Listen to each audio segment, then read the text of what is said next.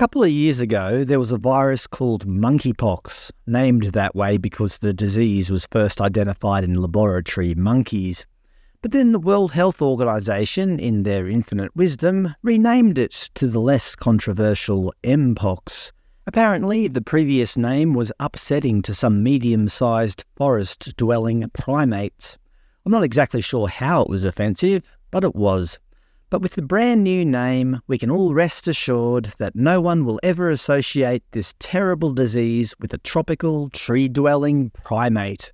The way they have cleverly hidden the word monkey by using the single letter M is an act of genius, a masterstroke. I wonder how many experts it took.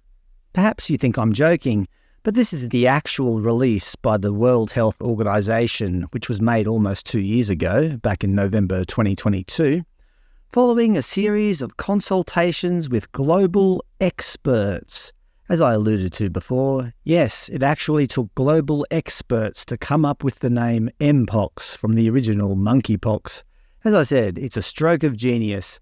Continuing, WHO will begin using a new preferred term Mpox as a synonym for Monkeypox. Both names will be used simultaneously for 1 year while Monkeypox is phased out. And why, dear listener, did they decide to phase out the old name? I think you know. It was racist and stigmatizing. Of course it was. The word monkey is pure evil. So a couple of years ago, they said the name was being phased out after a transition period of 1 year, which would have occurred last year. But interestingly, on the Australian Government's Department of Health website, although they do use the new name, they continue to also mention the old name. Australia's national broadcaster, the ABC, who are usually on top of all this woke language, even they continue to dead name the virus. They start off well in this article released today. Mpox cases in Australia have risen by 570% since July, but vaccination rates remain low. But later in their article, an unusual outbreak of monkeypox has now spread to at least 15 countries. Also interestingly, the article mentions gay men no less than 5 times. The real action that we need is that gay and bisexual men need to get vaccinated. Gay and bisexual men. Gay and bisexual men. Gay and bisexual males.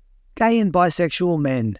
Surprisingly, despite the name change, those contracting Mpox still report experiencing stigma. Perhaps it's not the name causing the stigma.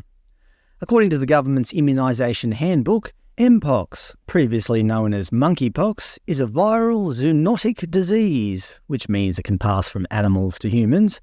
It's usually self-limiting, which means it typically resolves without treatment, and vaccination is primarily recommended for sexually active gay, bisexual, or other men who have sex with men. Other men who have sex with men? Aren't they gay men? Or are they trying to suggest that heterosexual men occasionally have sex with other men, just for a laugh? What do they mean by other men? I guess I just can't keep up with all this woke language. Interestingly, the World Health Organization's Chinese page refers to the disease as ho do, or ho do, if you want to pronounce it with an Aussie accent, as in, that ho has a lot of dough. Sorry, that was offensive. You know what else is offensive? This Chinese name for Mpox. Ho literally means monkey, while do means a pimple or pustule. So actually, the World Health Organization are only insisting that the English name is racist and needs changing, but not for other languages. Didn't you know it's only the West that is racist? Any surprises there?